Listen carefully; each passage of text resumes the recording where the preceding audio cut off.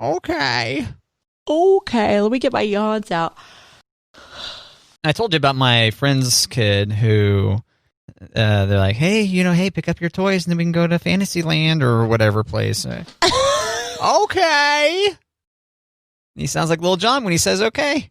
I tell you about that? Okay. I don't think so. I feel like I would remember you talking about your friends taking their kids to Fantasyland. Yeah, my friends Tony and Aaron, who live in Austin, when I visited them, they have 3 small kids, and we were headed somewhere. I think it was actually a cool barbecue joint that was on like multiple acres.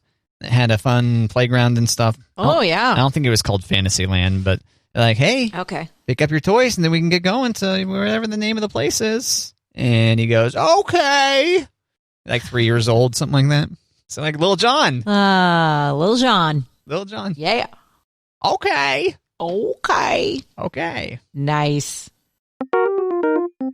Okay, so I want to talk more about robots. Oh, you do? You were so eager to stop talking about them the other day. Totally did not get my brainwaves going at all. But I've had conversations since our conversation that, some people didn't know what trade show you were talking about. You called it the CES show. And I didn't stop you to be like, what's that stand for again? So the Consumer Electronics Show. I could have sworn I probably said the full thing out loud. Maybe not. Okay. So regardless, it's second nature to you. So maybe you did. Maybe I didn't hear you. But so somebody else was saying that they heard something more about the robots, but they didn't hear the dishwasher. They heard that these robots could pick up dirty laundry and put away groceries and even pour you a glass of wine from Samsung, which they said, what's Matt's take on that? Because if Matt's thought was like, oh, now we don't need dishes because the robot can feed us, like now we can just be naked, right? Because we don't need clothes anymore. Is that how that works? Okay, well, first off, I haven't seen this part about the robot that can do these other activities, including laundry and bringing you a glass of wine. Mm-hmm. But, yeah, correct. You're right. We just need to eliminate clothes. Good point. Good point to your friend or listener, whoever gave us that feedback. Yeah. That's the part of the robot that interests me. Do the things that I really want you to do, like pour the wine and do the laundry. It was on Food and Wine. She sent me the link. Yeah, so it's the same. I mean, the robot's going to save you time, right? Yeah. I'm trying to. I'm thinking. Well, I'm deep. I'm thinking deeply and picturing the Jetsons in my mind, and Rosie. Thinking about. Well, there's Rosie, correct, but Rosie isn't putting clothes on George. No, correct. That's like a closet, right? George like stands underneath a tube or something, and the clothes come flying on him or something like that. Yeah, and then Jane, the thing comes out of the ceiling, right, and just hairdo done. Right. So, I understand. My whole point of it all was, it seems like you would have a robot do your dishes, but does it seem possibly more likely that maybe your robot sews you dishes out of some kind of organic material that you can then just recompost? I don't know. Oh, there you go. There's just other ideas that I think it's just the easy inventions to think of might not be the invention that actually takes care of things. That was the thought experiment I was trying to nurture. That sounds a whole lot more cleaned up than robots feeding you and floating food. And that's still awesome, you know. Still awesome thoughts. Good imagination. Yeah. I'm all about the robots to do the housework so I can put my feet up and watch Netflix. That's why I want the robot vacuum, you know? So Kate's looking to eliminate maids, maybe? Is that what that does? Or me? Eliminate you? Yeah. Wait, you're worried Monty's going to go, why do I even have you here now? What's the point? Exactly. To make his sandwiches with Miracle Whip. That's what the robot would do. The robot would be like, Monty, let's make Miracle Whip sandwiches. Yeah, for anyone who's not aware, Kate prefers mayo, and there she is making sandwiches for the fam. And it's like, I don't want to reach back in the refrigerator to get Miracle Whip out because Monty prefers Miracle Whip. and just sends him on his way with a mayoed sandwich, unless he goes out of his way to say, hey, Miracle Whip me. Yeah. He definitely says Miracle Whip me. He does not say whip me. Okay. Boring. I know. Boring Saturday nights at Kate's place. Saturday night? This is like a noon affair on Sunday. Wow, look at you guys get going early on in the day. I know. Man. And, we talked about the whole, I'm trying not to say tubs, Matt, with the whole food container storage in your house. Yes. To recap, I watched a video, the minimalist mom, who said, don't store your Rubbermaid tubs or your leftover tubs stacked. Store them with lids on. It takes up more space, but then you don't have a mountain of food storage containers taking up room in your kitchen, right? So I watched another video from her about laundry, and I'm like, okay, what's she going to teach me about laundry? Basically, it was a 14-minute video of you need to get rid of your inventory to fix your laundry problem. So they talk about how in their family of 6, they only have 6 towels, like 6 bath towels in their house. They only have one set of sheets for each bed. They don't have extra sheets. They don't have extra towels. They talked about how each person in the house has like 4 pairs of pants and like maybe 10 tops. My mind exploded when she said that. I was like, of course you don't have laundry problems if you don't have clothes, but how do you reintroduce things? Like, do you not get rid of your wardrobe completely? Do you store things so that you only have 10 items in your closet? I don't understand this family. What do you mean? Is that just not enough variety to display to other people? I don't think that 10 tops and like 4 pairs of pants. To me, that sounds unheard of. Yeah, I think I could pull that off. I think I could do that. Yeah, okay.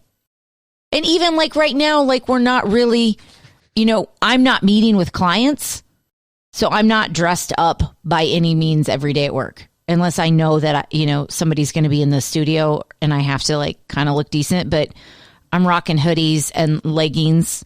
So do I really need like my work clothes anymore? Like my business casual stuff?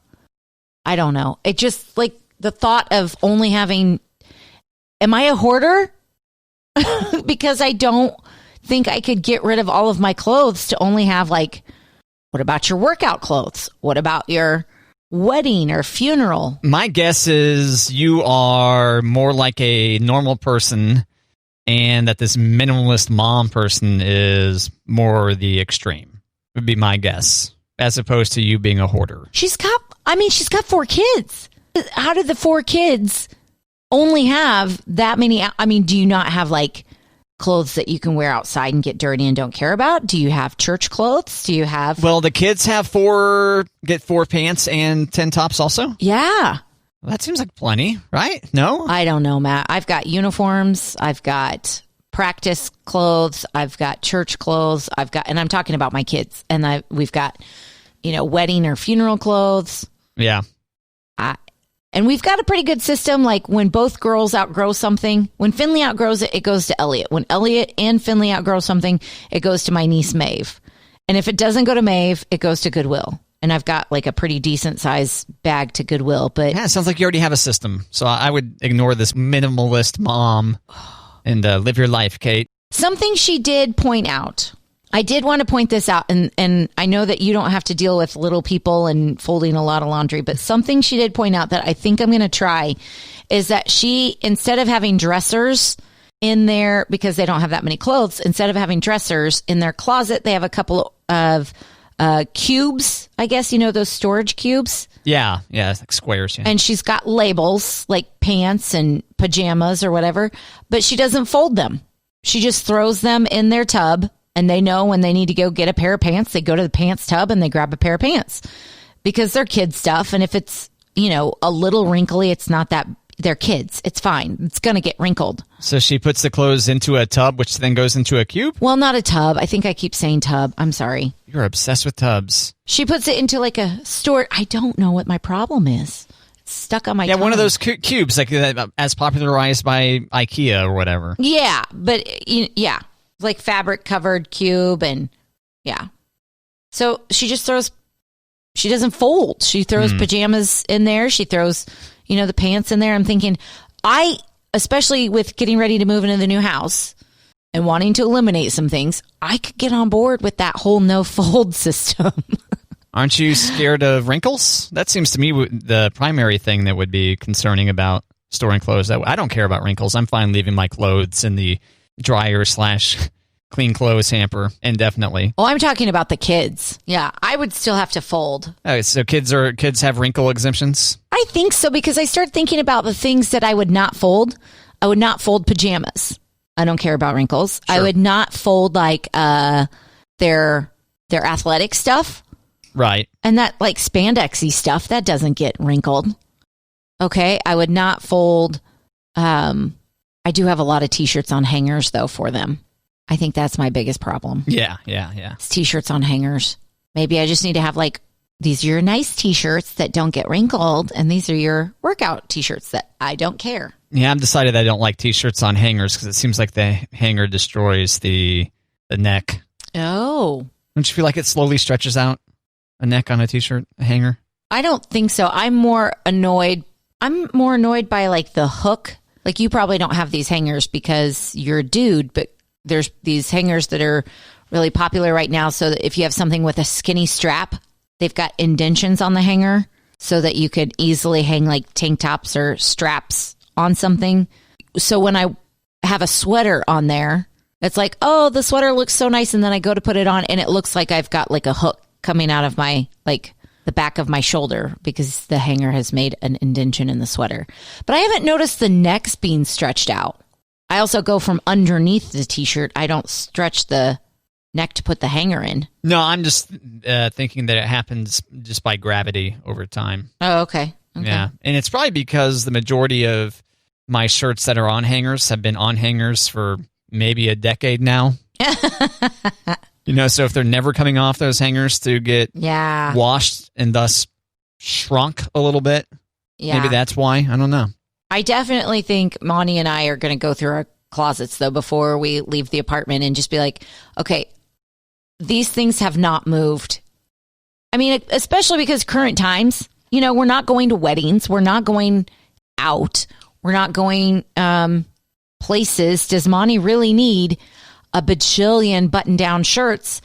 And here's the other thing. My mom buys him all these button-down shirts, and they're nice shirts, but does he need that many?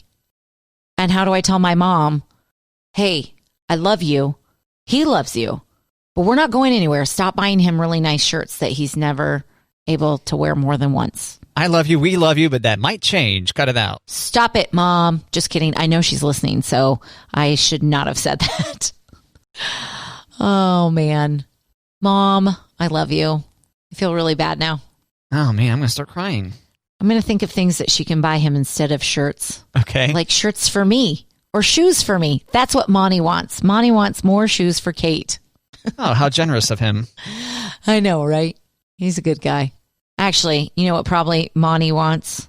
Monty probably wants Kate to spend more time with her mom. That's probably what Monty wants. I'll get out of here and go hang out with your mom. Yeah. Okay, yeah, that sounds fair. Yeah, especially after this last year. He's mentioned that a couple times. So, are you guys getting on each other's nerves? Monty and me? Yeah. No. Oh. I don't think so. I mean, he's gone during the week, so we don't really see each other except for the weekend. So you said especially this past year, though, he wants you to hang out with your mother more? Well, yeah, because I don't get to see her as much. And he knows that that makes me happy. Oh, okay. I thought he was trying to get you out of the house. Get out of here. Gotcha. No, he knows that I would rather be spending time with my family. Yeah. What a sweetheart. Yeah, he is a sweetie. And I have a really great family that I like to hang out with a lot. I don't have a hobby. And if somebody asks me, like, what do I like to do in my spare time? I'd say hanging out with friends and family, right? Mm-hmm. Yeah. Right? That's what you... not surprised, yeah. I mean, but that shouldn't count as a hobby. So... Yeah, that's a fair point. I've been told by a professional recently that I really need to figure something out for myself, even if it's just 20 minutes a day. So if you have any ideas, Matt, 20 minutes a day, something for Kate, let me know. Knitting. No. Okay. I know. Next. Doesn't it seem like knitting kind of took off with people our age? Well, maybe a little bit younger than us? I think so. Knitting is, I feel like knitting is like a pretty popular thing now for people in their 20s and 30s. Yeah. Yeah. I mean, are you agreeing or are you just saying yeah? No, I agree with you. I just have no interest in that. Okay. Oh, yeah. You could play video games and that would give us something to talk about, you know? Okay. And then 2 birds, 1 stone. You get some show prep taken care of and you've got a fun new hobby. Okay. Well, we have to baby step it and let's talk Super Mario Brothers. Hey, you should get a Nintendo Switch. You know, that's all the rage. That is all the rage. We did talk about that at Christmas. You have a good time with Animal Crossing, you think? Have you seen any Animal Crossing clips that look enticing? No. Mm-mm. You can, decorate your house and plant things, I guess. I don't know. I've never played. Okay. But I know a lot of people find it to be a very zen experience. Or, yeah, action games are fun. Yeah, action games are more my style. Play some good Mario games. Oh, and I mentioned that there's the Super Mario 3D World plus Bowser's Fury game coming out next month. Bowser's Fury. Bowser's not pleased. He's angry. Yeah, there was a new trailer for that the other day, and I watched it. And I was like, I'm going to have to rebuy this game, you know, because I told you I was playing it on the Wii U. Again, oh, yeah? Because it originally came out on the Wii U like 5 years ago. And I thought this Nintendo Switch version was just going to be upgraded visuals. But nope, they've added a whole bunch of new gameplay, thus tricking me into buying it. Or not tricking me, but convincing me to buy it a second time for $60. Tricking me. Yeah, but okay, back to you and your hobbies. What else could you do? Okay. And you can incorporate hobbies with friends. Right now? What? I mean, I'm not really seeing friends right now other than like... Yeah. Well, you said hanging out with family and friends was your hobby, so it's not... That's my go-to. That's my jam. I love it. That's what's telling you I haven't been doing it. Okay. I haven't been... Gotcha. Yeah, I haven't been making the time or the trips to go be with them. No, what? Yeah. Okay. I'm just totally drawing a blank on additional hobbies that you should take up. And I like to read, but do you call reading a hobby? Yeah. Well, you think, does a hobby have to end up being a productive thing? Like something has to be accomplished? I mean, reading a book is finishing a book, but playing a video game is a similar thing. And I think people count video games as a hobby, but watching a movie, is that a hobby? That's a good point. Yeah. What's the definition of a hobby? And does it really matter? I don't know. I mean, it just so happens that my husband has a really expensive hobby and I don't have a hobby. What's his expensive hobby? Hunting? Hunting, okay. Which he doesn't get to do as much as he wants, or he has not done as much as he wanted in the last, how long have we been together? Yeah, I'm pretty much the end to his hunting. No, when we started having kiddos, he wanted to spend more time when he wasn't working with the kids. And now the kids are bigger and he wants to go hunting and now he's working more and feels bad that if he's gone during the week, can he still go hunting on the weekend? And yeah. But his hobby's expensive and takes a lot of time. Yeah. Yeah. Because you got to put in the work before you actually go hunting. Yeah. What's the most expensive part about hunting? Is it his gold-plated rifle or?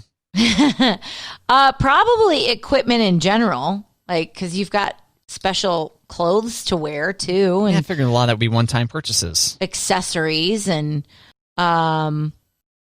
probably finding the right place if you're not, familiar with the area. Like we're new to this area, so getting the right space to go hunting and putting in the time to prep that area. How's that costly? Well, it's not costly as much as it's time costly, I guess. Okay. Does he taxidermy things or butcher things? I've yet to see anything stuffed, but we have eaten deer from him before. And he's had goose and he's had duck. I have not. Are you not? So why not? I don't want to. Okay. I've had goose before and it was not good. So I don't see a reason to have more goose. And duck? And yeah, it just didn't look good. And when he's saying it's not that good, it's not really selling it to me. So. Oh, all right. Yeah. Do you like deer meat then? You like venison? It was okay. Mm. It's not my favorite. We've had deer steaks a couple of times. Deer jerky, not that bad. I'd rather have steak. I'd rather have, beef. As evidenced by you buying a side of beef how many times a year? Once a year. Maybe twice. Expensive hobbies. Yeah, there it is. Feeding my family. There's my hobby. Woof. See, that's the thing. I don't want to bake. I don't want to, pick up French cooking. If traveling could be a hobby, that'd be great, but that's not the time for that right now, and you can't travel for 15 minutes a day. Collect stamps. Woof. What about that? No. Thanks. Okay. I know. I need to figure something out. I've been saying that for a couple of years now, but I had I had an appointment, and the therapist told me I needed to get a hobby. And by the next time we meet, I have to bring 3 ideas that I'm willing to try. Homework? You got homework from your therapist? I got homework from therapy. Okay. Yeah. I feel like that's probably the easiest part of the homework. There was some other homework that was take some deep breaths every day. That's hard to remember to do. Learn the quadratic equation. Right. Oh my gosh, 4th grade math. We had 4th grade math.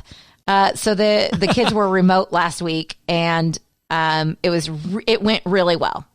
And besides their daily work, they really didn't have homework.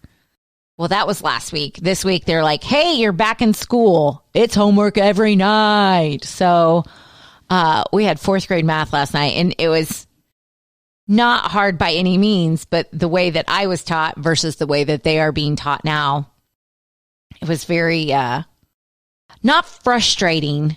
And I had to really focus on my use of vocabulary of why would you do it that way? And just okay, you show me how you learned it, and then we'll keep going. We'll do it that way. Yeah, because it's the Common Core approach, right? Are they using a square with numbers in different corners or something like that? No, it was the order of operations, I guess, where it was 50 times 3 divided by 2 times 5. And so I was trying to chip away at it. And she was like, no, we've got to write the first 50, 50 times 3. You have to solve that part, and then you have to rewrite the rest of the equation. And then you go to the next line, and you go to the next, the first part of the equation. And then you keep on writing it until finally your answer is the very last line. So it's if there's 5 numbers in the equation, then there's 5 lines where you have done the math. Right. Basically, they're learning in a new way, and we learned in a different way, and that's where the disconnect is? I think so. And I know that 50 times 3 is 150, but she needs to write out 50 times 3, and she has to, do the steps so that the teacher sees that she's doing the steps, that she's not just saying, hey, smart speaker, what's da-da-da-da-da-da-da. Oh, okay. So, show the work. Got to show the work, Kate. Show the work. Yep. That's where I miss Monty the most during the week, is math homework. He has a lot more patience for it. He is way more patient, and he just has a very math-focused brain, and I do not. I get annoyed and frustrated. Well, there's your hobby, Kate. You can become a mathematician, learn all kinds of different maths, as they say overseas. Yeah. I'm going to teach myself math. You're familiar with maths, right? Plural? No. Oh, yeah. British people say maths because it's mathematics. So they say maths, not just math. Oh, no, I hadn't heard that. And we're obligated from time to time to introduce Britishisms to the show. Britishisms. The King's English? Sure. I don't know. I don't know if this falls under the king or not. Well. I mean, the queen is currently in charge, but. Right, but when they talk about English, what do you speak? English? You're in America. Speak English. Oh, okay. Okay. Wah, wah. Hey, you have big plans for the Chiefs game on Sunday?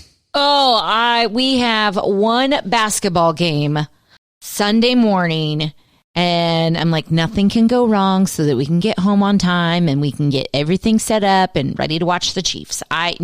Big plans is we're going to be at home so that I can be in my own little environment and watch the game. And 2 o'clock. 2 o'clock. Yeah. Hosting the Browns. Making some Smokies, anything? We haven't talked that far.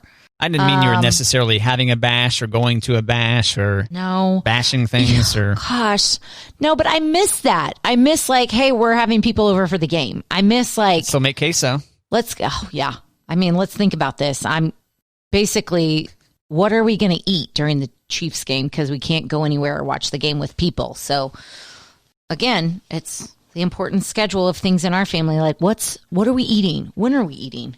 Yeah. One person can only handle so much liquid cheese. I mean, in one day, yeah. But if you put it in the crock pot, then you eat on it all week long. Okay. Yeah. You'll reheat queso that many times? More than once? Yeah. Oh, yeah. Okay.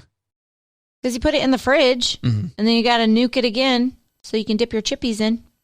Can't you just make less queso? You're allowed to use a smaller fraction of a brick of Velveeta. You're allowed to, but then what are you going to eat on all week long? I don't know. I thought you were trying to diet.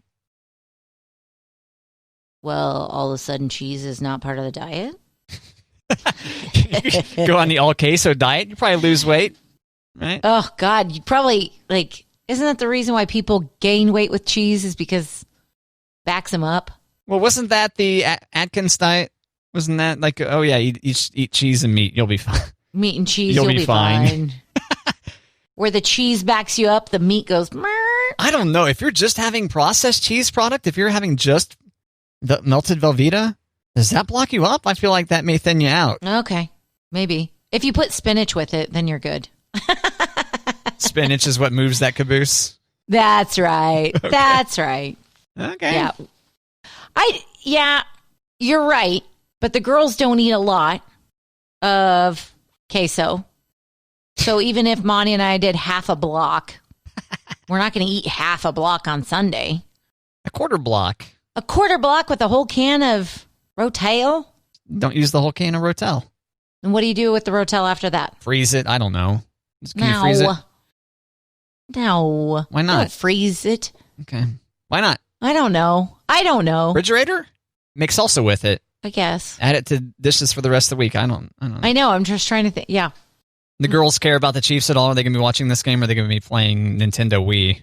No, Elliot will watch it for a while. Finley likes to know who's number so-and-so. Who's number so-and-so? And she'll look and she's like, do we know who so-and-so, who's 28? Or she'll ask him I don't know. So I printed out a list of the Chiefs' names and their numbers. And it even has a little profile picture for them, their little team picture. Yeah. So she looks at her roster during the game. They won't watch the whole game with this, but they'll come in and they'll sit for a while. But Elliot is wanting a Chiefs room at the new house, and she got some Chiefs stuff. Uh-huh. So she's been way more she was bummed that the Chiefs didn't play last week, and we're like, no, but they won so many times that they get to rest up. She was like, they should be playing. They need to keep playing. I'm like, okay, I get it, but. So did you find a solution? Because we talked about this before, that Elliot was going to have a Chiefs themed room at the new house. Have you figured out how you're handling the Patrick? If it's going to be a life-size Patrick Mahomes figure on the wall, is that right? Or it was a giant head of Patrick Mahomes? What's the decision she wants there? A fat head. She wants a Patrick Mahomes fat head. She got a Patrick Mahomes book for Christmas. It's a hardbound book. It's, like a coffee table book. She wants it to be in a glass case.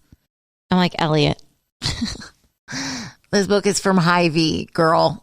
This is not the Bible of Patrick Mahomes, okay? We're not going to put it on a pedestal with a glass case around it. That's not part of the decor. Should get a Patrick Mahomes wax figure to just prop up in there. Right? Wouldn't that be so weird? So clear this up again, or make a fat head is just Patrick Mahomes in motion, a full body shot. It's not just the head. You can get just the head. So which one are we talking about? Because I hear fat head, I think the giant head. It's the brand. And so she wants the life size, him in action. Gotcha. Okay. It's important we know the difference here, I think. The listeners need to know. Those are at least $100, I think, if not more. I can't remember, but can you roll that into the mortgage? Right. No, both girls got some money from their Graham and their papa, I guess. They both got money for Christmas to use towards like decorating their room. So when we get into the new house, we can go and like pick out bedspreads, or we can order bedspreads or fat heads or whatever. I'm just not really in a rush to do that right now, but oh, sure. Yeah. That's what they want to spend their Christmas money on. And right now they're in one bedroom and they've got a bunk bed, and Finley's on top and she's got a twin bed, and Elliot's on the bottom and she's got a full bed. So we're trying to decide and make them decide okay, now that you girls are splitting up, how do you want your bed? What do you want? And Finley still wants to be in a top bunk situation, but she wants it to be like a loft so she could put her desk underneath her bed. Oh yeah. Which is pretty awesome. Yeah, those are cool. It requires some time for Monty to make that, but Elliot is talking about keeping the bunk bed until she figures out what she wants. I'm like, that's a perfect idea. Great, let's keep the bunk bed. Then we don't have to worry about it. So just trying to figure out what's going to go. These rooms, I'm worried, Matt, that everything is empty right now. It's empty. And I still think these rooms look really small. And so I'm kind of nervous about. The rooms look small in the currently in construction, but there's drywall up in there now, right? There's drywall, yeah. So I'm concerned about. So you have a good idea of how big it is. Once they put carpet down and once they paint it, is it going to box it in even more? I don't know. We just have too much stuff. I don't know. I want it to be exciting for them. They've waited a long time to get their own room. They've been really awesome in the apartment. I feel like I need to deliver, but it's not going to deliver as soon as we turn the key to the house. It's going to take a little bit of time. Yeah, I think that's fair. I mean, isn't it? It's a pretty big reward already to get the solo room. Yeah. So make it a slow reveal of how deluxe life has become in the new house. There we go. We had bedrooms for both girls at our old house. But when Elliot was, she wasn't quite 2 yet. She was bailing out of her crib, just gonna kill herself. So we took her out of the crib and we put her in with Finley because we thought Finley will tell us if Elliot's getting out of bed. And they both stayed in, it was the magic fix. They both had their own twin bed and they both stayed in bed and they both slept through the night. It was this is fantastic. At your old house? And then yeah. And then when they both got a little bit bigger, kindergarten and first grade, I said, do you girls want to split up? Do you want your room back? And they wanted to stay together. I don't know if they just, didn't want to be separated at night, whatever. But when we're getting ready to sell the house, Elliot was like, I'm so ready for my own room. And I was like, well, get ready because you're going to keep sharing in an apartment. You got some time. So I'm interested to see how it goes down, that they've been together so long, but they've also been together so long. I was going to say, at last time you checked in with them on this, they're pretty here for it. They're ready for it. I think they're ready for it. Finley talks about not wanting to be alone at night. But then when we talk about how cool her own space is going to be, she kind of softens a little bit. But I think Finley's going to be the one that we're going to have to keep encouraging that this is a good thing. It's not abandoning. It's a good thing. I've been abandoned. I know. Across the hall. Next door. Yeah, we put Finley's room closest. It's Elliot's room, and then Finley's room is in the corner. Then there's a bathroom on the same wall as Finley, and then it's our bedroom. And we put Finley, quote unquote, closest to us. Elliot's right there, but I don't know if we should have done that because Finley's window, if you were to climb out the window, there's a pretty decent drop to the yard. Elliot's window, it's right on the front porch. And of either child that I have to worry about sneaking out, it's Elliot. And it's like we just gave her an easy escape route. Like we should have flip-flopped around so that Elliot would have to daredevil out the window, because Finley would never do that. To be clear, I don't think that, I have anything to worry about right now, but maybe in a couple of years. Elliot will eventually escape or sneak out at night or something like that. Right? She's that kid. Going to a party. Yeah. She's going to be that kid for sure.